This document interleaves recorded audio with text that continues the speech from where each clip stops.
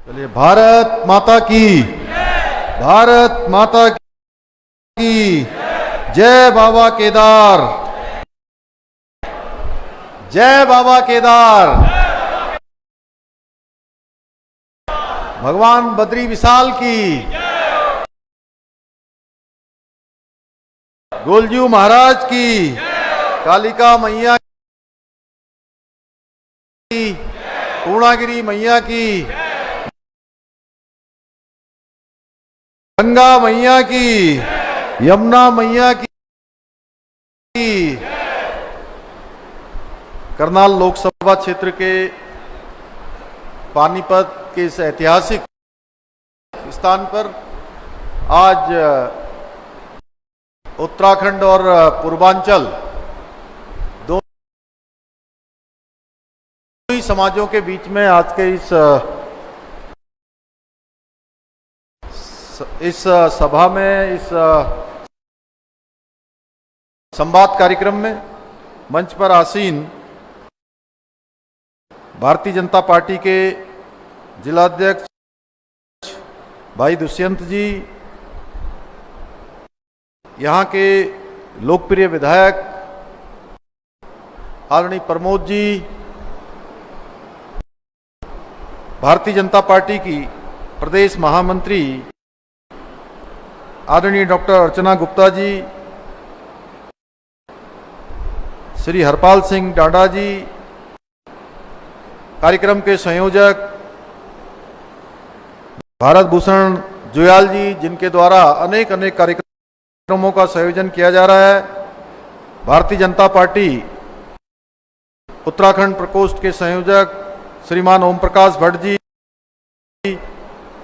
पूर्वांचल प्रकोष्ठ के प्रदेश संयोजक श्रीमान पवन प्रताप जी, कार्यकारिणी के सदस्य पूर्णचंद्र पांथरी जी, गौतम सिंह रायौत जी, जिला संयोजक उत्तराखंड प्रकोष्ठ पानीपत चंदन मिश्रा जी, जिला संयोजक पूर्वांचल प्रकोष्ठ केसर सिंह रावत जी, कुमाऊं सभा पानीपत सुमन झा जी, प्रधान पूर्वांचल समाज पानीपत सुधीर यादव जी, जिला संयोजक पूर्वांचल प्रकोष्ठ एवं मंच पर आसीन हमारे सभी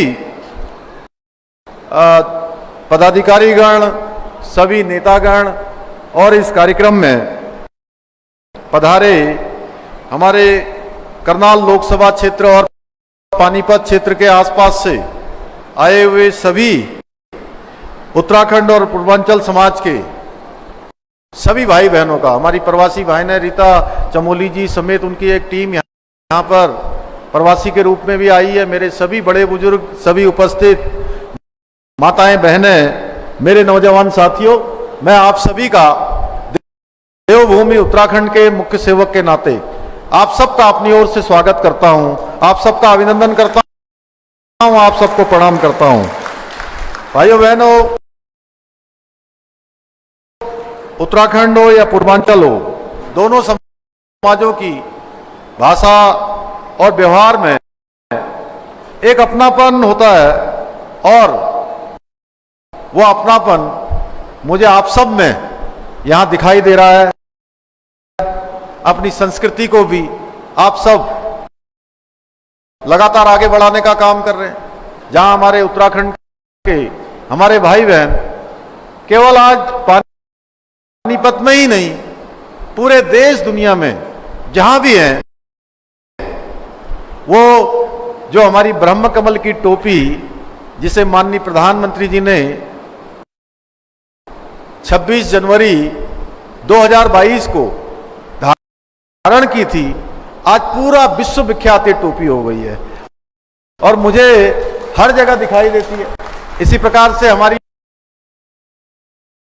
ने पिछोड़ा पहन के अपनी सांस्कृतिक जो हमारी वेशभूषा है, उस सांस्कृतिक वेशभूषा में दिखाई देती हैं। इसी प्रकार से पूर्वांचल का समाज, चूंकि मैं पवन जी में बचपन में लखनऊ विश्वविद्यालय में मेरी पढ़ाई हुई है, मैंने शिक्षा अध्ययन किया है, तो पूर्वांचल की भी अपनी संस्कृति है और पूर्वांचल की संस्कृति से मैं लगातार जुड़ा रहा हूं। मेरा विधानसभा क्षेत्र खटीमा हुआ करता था, उस समय पूर्वांचल के सभी कार्यक्रमों में, छठ पूजा के कार्यक्रम हो, लिट्टी बाटी चोखा बाटी के कार्यक्रम हो, उन सारे कार्यक्रमों में मुझे सम्मिलित होने का अवसर मिलता था। और सच बताऊं तो इन सब कार्यक्रमों में जाकर अपने आप में एक जो अपनापन मिलता है, जो ऊर्जा मिलती है, इस राजनीतिक और सामाजिक क्षेत्र में काम करने के लिए बहुत प्रोत्साहन मिलता है। ये मेरा सौभाग्य है, मुझे आज आप सबके बीच में आने का सौभाग्य प्राप्त हुआ है। जैसा आप सभी जानते हैं 25 मई को लोकसभा का यहाँ चुनाव होना है और मैं आप सभी के बीच में आज करनाल लोकसभा क्षेत्र के भारतीय जनता पार्टी के प्रत्याशी, हरियाणा के लगातार 9.5 वर्षों तक जिन्होंने हरियाणा को आगे बढ़ाने के लिए काम किया है, लगातार प्रयत्न और प्रयास किया है, उन सभी के लिए, उन्हीं के लिए, खट्टर जी के लिए मैं आप सबसे मत और समर्थन, और आप सब जो बेहिसाब जो गर्मी पड़ रही है, इस बेहिसाब गर्मी में भी आपसे मत और समर्थन और मतदान की अपील करने के लिए आप सबके बीच में आया हूं। आपने देखा है हरियाणा माननीय खट्टर जी के नेतृत्व में लगातार आगे बढ़ा है, समृद्धि के एक बेहतर कालखंड में आगे बढ़ा है। एक समय था यहां पर एक बेहिसाब, जिसका कोई हिसाब नहीं, इस प्रकार का यहां भ्रष्टाचार होता था। खट्टर जी की सरकार बनने से पहले 2014 से पहले जो देश के अंदर स्थिति थी, वही स्थिति, भ्रष्टाचार के सारे रिकॉर्ड हरियाणा में भी थे।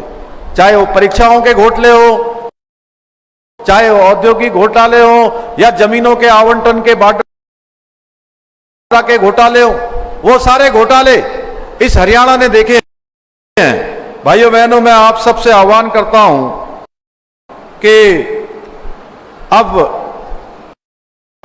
आदरणीय खट्टर जी आपके सांसद के रूप में अपनी सेवाएं देंगे, और आप सब जानते हैं खट्टर जी को वोट देने का अर्थ है सीधे सीधे मोदी जी को वोट देना।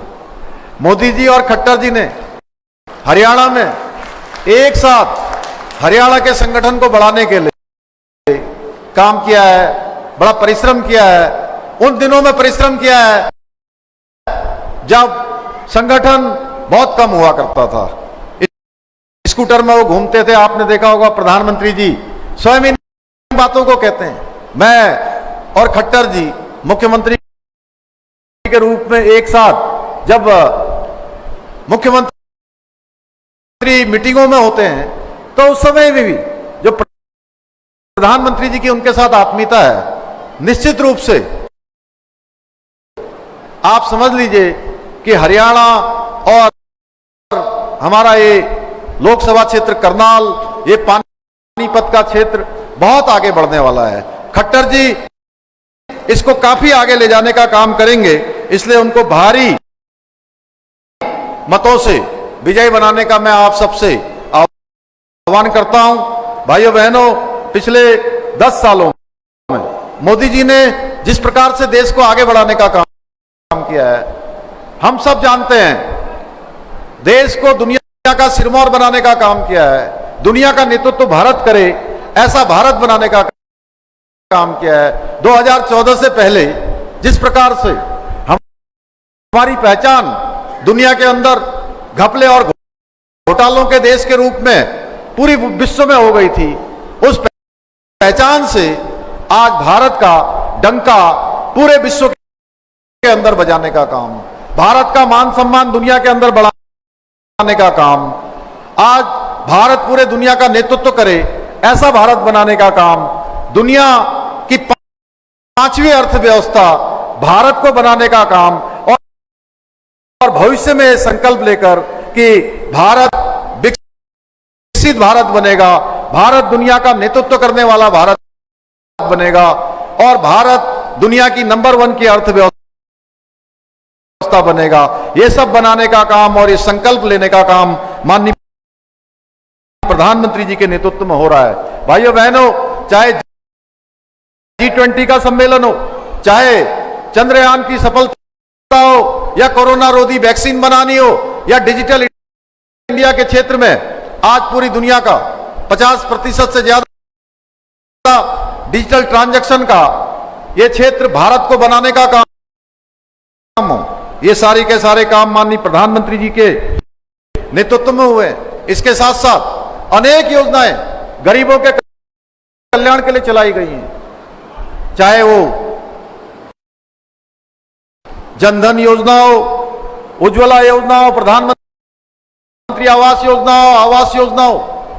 जिन योजनाओं ने हर एक व्यक्ति के जीवन में एक तरह से मैं कहूं कि सहायता दी है, उन सब योजनाओं को 2014 के बाद लाया गया है। इसके साथ साथ अनेकों देश के हित में कड़े निर्णय भी लिए गए हैं, चाहे कश्मीर के अंदर धारा 370 समाप्त हुई हो, या सीएए का कानून देश के अंदर लाया गया हो, या सर्जिकल स्ट्राइक हो, या हम सब के आराध्य देव भगवान श्री राम, जिनके युग में हम सबको आने का सौभाग्य प्राप्त हुआ। एक बार फिर से राम युग हम सबके सामने आया है। ये राम युग लाने का काम माननीय प्रधानमंत्री मोदी जी के नेतृत्व में हम सबको प्राप्त हुआ। भाइयों बहनों, या 3 तलाक का खात्मा हो, ऐसे अनेक कड़े निर्णय लिए हैं और इतने कड़े निर्णय लिए गए हैं कि कांग्रेस की सरकार तो इन विषयों पर बात करने से भी कतराती थी। भाइयों बहनों, आज मोदी जी की दृढ़ इच्छा शक्ति से प्रेरणा लेते हुए, चाहे आज वो हरियाणा की सरकार हो, अनेक काम यहां हरियाणा के अंदर आगे बढ़े हैं। हरियाणा को एक नया हरियाणा बनाने का काम हो, या उत्तराखंड के अंदर अनेक ऐतिहासिक निर्णय लेकर प्रदेश को एक नई दिशा देने का काम हो, या प्रदेश के अंदर देश का पहला राज्य होने का गौरव उत्तराखंड को प्राप्त हो गया। भाइयों बहनों, उत्तराखंड देवभूमि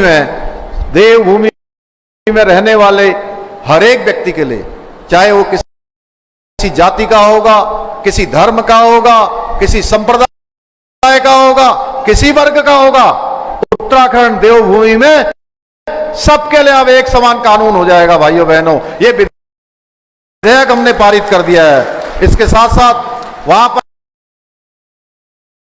नकल का जो खेल चलता था, नकल रोधी कानून हमने बना दिया। उत्तराखंड के मूल स्वरूप से अब कोई छेड़छाड़ नहीं होगी। देवभूमि को अब कतई उसके मूल स्वरूप से खराब करने का प्रयास नहीं होगा, चाहे वो दंगा रोधी कानून हो, या धर्मांतरण विधेयक हो, या भाइयों बहनों बड़े पैमाने पर अवैध अतिक्रमण, अवैध कब्जे, जहां पर कहीं नीली चादर चढ़ाकर, कहीं पीली चादर चढ़ाकर, कहीं हरी चादर चढ़ाकर तमाम सरकारी भूमि को कब्जाया जा रहा था। जो लैंड जिहाद है, उस लैंड जिहाद के खिलाफ प्रदेश के अंदर अभियान चलाया गया है, जिसमें 5000 एकड़ से भी ज्यादा जमीन आज हमने लैंड जिहाद से मुक्त करवाई है। भाइयों बहनों, एक तरफ आज मोदी जी जहां देश को विकास के पथ पर आगे ले जा रहे हैं, वहीं दूसरी तरफ कांग्रेस हमेशा की तरह इस चुनाव में भी परिवारवाद, भ्रष्टाचार और तुष्टीकरण को बढ़ावा दे रही है। आपको याद होगा 2014 से पहले किस प्रकार घोटालों की लाइन लगी रहती थी, एक से बढ़कर एक घोटाले सामने आते थे भाइयों बहनों, लेकिन मोदी जी के 10 वर्षों के कालखंड में एक भी घोटाला नहीं हुआ, क्योंकि मोदी जी ने कहा प्रधानमंत्री की शपथ लेते ही कि न मैं खाऊंगा न किसी को खाने दूंगा। भाइयों बहनों, इनको देखते हुए जब इन भ्रष्टाचारियों पर कार्रवाई हो रही है, तो इन भ्रष्टाचारियों ने एक ठग बंधन बना लिया है, इंडी गठबंधन बना लिया है, जो एक दूसरे को भी ठगने का काम कर रहा है। आप देखिए कि हरियाणा में आम आदमी पार्टी और कांग्रेस पार्टी, दोनों पार्टियां चुनाव के मैदान में मिलकर चुनाव लड़ रही हैं। वहीं आप पंजाब चले जाइए, पंजाब में दोनों पार्टियां एक दूसरे के खिलाफ चुनाव लड़ रही हैं भाइयों बहनों, एक दूसरे को गालियां दे रही हैं, एक दूसरे के खिलाफ अनाप शनाप बोल रही हैं और यहां गलवैया कर रही हैं, दिल्ली में गलवैया कर रही हैं। ये एक दूसरे को जब ठगने में किसी को नहीं छोड़ रहे हैं तो आप ये लगाइए, तो इसे ठगबंधन नहीं कहेंगे तो क्या कहेंगे? बताइए, ठगबंधन कहेंगे कि नहीं कहेंगे? अरे जोर से बोलिए भाई, क्या है ठगबंधन? आम आदमी पार्टी की तरह जो जेजेपी पार्टी है वो भी मौकाप्रस्त पार्टी के रूप में आज हम सबके सामने है। जो पार्टी सत्ता के लालच में गठबंधन तोड़ रही है, उसके ऊपर जनता कैसे भरोसा कर सकती है? इसलिए हरियाणा की जनता अच्छी तरह से जानती है, जेजेपी को वोट देने का मतलब है अपने वोट को खराब करना। इसलिए भाइयों बहनों, कांग्रेस वो पार्टी है जिसने तुष्टीकरण की राजनीति करते हुए भगवान राम के अस्तित्व को भी नकार दिया था, राम सेतु को भी नकार दिया था और सुप्रीम कोर्ट में राम का मंदिर न बने, हमारे आराध्य देव भगवान का राम का मंदिर न बने, उसके लिए उन्होंने वकीलों की एक लंबी फौज खड़ी कर दी थी। भाइयों बहनों, इनको राम मंदिर के प्राण प्रतिष्ठा के कार्यक्रम का भी न्योता भेजा गया। उन्होंने तुष्टीकरण की नीति और एक वोट बैंक से डरकर, घबराकर कि वो वोट बैंक हमसे नाराज न हो जाए, हमारे आराध्य देव भगवान श्री राम के प्राण प्रतिष्ठा के कार्यक्रम को भी ठुकरा दिया। भाइयों बहनों, ये कांग्रेस पार्टी है जो कहती है शरिया कानून को, पर्सनल लॉ को और मजबूत करने की बात करती है। तुष्टीकरण की राजनीति में कांग्रेस इस हद तक गिर गई है कि आप पैतृक संपत्ति पर भी टैक्स लगाने की बात कर रही है। यानी कि आपने जो संपत्ति अपनी मेहनत से कमाई है, अपने बच्चों के लिए संभाल कर रखी है, कहते हैं कि हमारी सरकार बनेगी, कांग्रेस गठबंधन की सरकार बनेगी तो हम उसमें से आधी संपत्ति जब्त कर लेंगे और आधी संपत्ति जब्त करने के बाद वो आधी संपत्ति एक वर्ग विशेष के जो इनका वोट बैंक है उस वोट बैंक को दे देंगे, क्योंकि इनका मानना है कि जो देश की संपत्ति है, देश के आर्थिक संसाधन है, उस पर गरीबों का हक नहीं है, ओबीसी का हक नहीं है, एससी का हक नहीं है, एसटी समुदाय के लोगों का हक नहीं है। इनका मानना है कि एक वर्ग विशेष का हक देश के आर्थिक संसाधनों पर है। भाइयों बहनों, आपने देखा होगा इस गठबंधन के नेता लगातार ये बयान दे रहे हैं, इन्होंने ओबीसी के आरक्षण को भी छीनकर अल्पसंख्यकों को बांटने की तैयारी कर ली है। लेकिन देश की जनता कांग्रेस के इस मंसूबे को कभी कामयाब नहीं होने देंगी। भाइयों बहनों, जहां मोदी जी कहते हैं सबका साथ सबका विकास और कांग्रेस कहती है उनका एक ही लक्ष्य है, मेरा और मेरे परिवार का विकास। भाइयों बहनों, ये अंतर है। हरियाणा कांग्रेस में भी सिर्फ एक परिवार की चलती है। यहां कांग्रेस का कोई भी नेता चाहे कितनी भी मेहनत कर ले, लेकिन कांग्रेस की परिवारवादी ताकतें उसे कभी आगे नहीं बढ़ने देती हैं, हमेशा एक परिवार की सुनी जाती है। मैं अनेक क्षेत्रों में गया हूं, अंबाला भी गया हूं, रोहतक भी गया हूं, यमुनानगर भी गया हूं, सब जगह मैंने जाकर देखा है, कैथल क्षेत्र में भी गया हूं।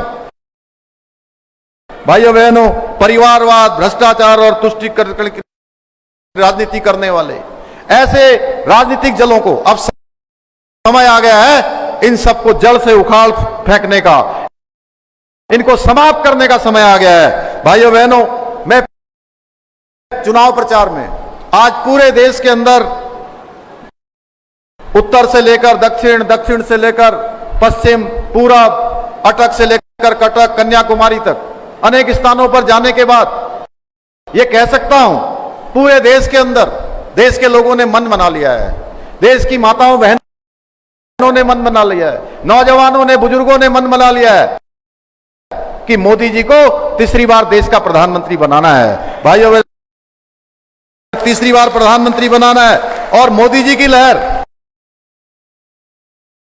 पूरे देश में चल रही है। हम सबका सौभाग्य है इस करनाल लोकसभा क्षेत्र के लोगों का कि हमारे यहां पर एक तपे तपाए, जिनका एक राजनीति के क्षेत्र में, सूची क्षेत्र में एक लंबा अनुभव है, आप सबको ऐसा गौरव मिल रहा है कि उनको आप सांसद के रूप में ऐतिहासिक मतों से जिताकर भेजे। और मैं हरियाणा के अंदर अनेक स्थानों पर जाने के बाद ये कह सकता हूं कि ऊपर ऊपर चाहे भरम की जो भी बात हो, लेकिन किसी भी सीट पर यह चर्चा नहीं है कि कोई और जीतने वाला है। लोग कहते हैं हर सीट पर यहां भाजपा जीतने वाली है, मोदी जी को प्रधानमंत्री बनाने के लिए लोग वोट देने वाले हैं। मेरा पूरा विश्वास है कि आगामी 25 मई को चाहे गर्मी कितनी भी हो जाए, अभी मैं देख रहा हूं तापमान लगातार बढ़ रहा है, उसके कारण से भाइयों बहनों कई जगह पर लोग सोचते हैं कि अगर मैं वोट नहीं दूंगा तो क्या होगा जी, मोदी जी तो बनने ही वाले हैं, खट्टर जी तो जीतने ही वाले हैं। देखिए, मैं आपको एक छोटी सी कहानी आपको बताना चाहता हूं। एक बार एक फकीर, एक संत महोदय ने एक मंदिर में भंडारे का आयोजन किया और हर एक गांव वाले लोगों से कहा कि सब लोग एक एक लोटा दूध लेकर आएंगे और एक टब रख दिया गया, उसके ऊपर त्रिपाल डाल दी गई। सबको कहा कि एक एक लोटा दूध अपने अपने घर से देंगे, कल इसका प्रसाद बनाया जाएगा, हलवा बनाया जाएगा, उसके बाद जो है भंडारे का आयोजन होगा। भाइयों बहनों, हर किसी के मन में आ गया कि मैं अगर दूध नहीं भी ले जाऊंगा तो इतने सैकड़ों लोग इसमें दूध देने वाले हैं, मैं पानी डाल के आ जाता हूं। तो हर एक के मन में यही बात आ गई कि मैं पानी डालूंगा तो भी सब दूध डाल रहे हैं। जब उसको खोला गया तो त्रिपाल के नीचे से जानते क्या निकला? पानी ही पानी निकला। इसलिए भाइयों बहनों, आपसे पानी नहीं चाहिए इस देश की समृद्धि के लिए, इस देश की मजबूती के लिए, हमारे बच्चों के भविष्य के लिए, देश के भविष्य के लिए, विकसित भारत के संकल्प के लिए, भारत दुनिया का सिरमौर भारत बने, भारत दुनिया का नेतृत्व करने वाला भारत बने, भारत दुनिया का अर्थव्यवस्था में नंबर 1 भारत बने। उसके लिए हमको गर्मी को तिलांजलि देनी होगी। गर्मी, पसीना, धूप, इस सब को चाहे आंधी आए या तूफान, यह अभियान हमारा रुकना नहीं चाहिए। मतदान का जो हमारा अभियान है वो पूरा 100% होना चाहिए। मुझे पूरा विश्वास है कि 25 मई को आप भारी संख्या में कमल पर वोट देकर आदरणीय खट्टर जी को विजय बनाकर मोदी जी को प्रधानमंत्री बनाने में, इस लोकतंत्र के महायज्ञ में अपना योगदान देंगे। मैं इसी आशा विश्वास के साथ आप सबको अभी से मतदान दिवस की और अभी से आप सबको एक ऐतिहासिक विजय की, पानीपत वासियों को, करनाल वासियों को बधाई देते हुए अपनी बात को समाप्त करता हूं। बहुत बहुत धन्यवाद। जय हिंद, जय भारत।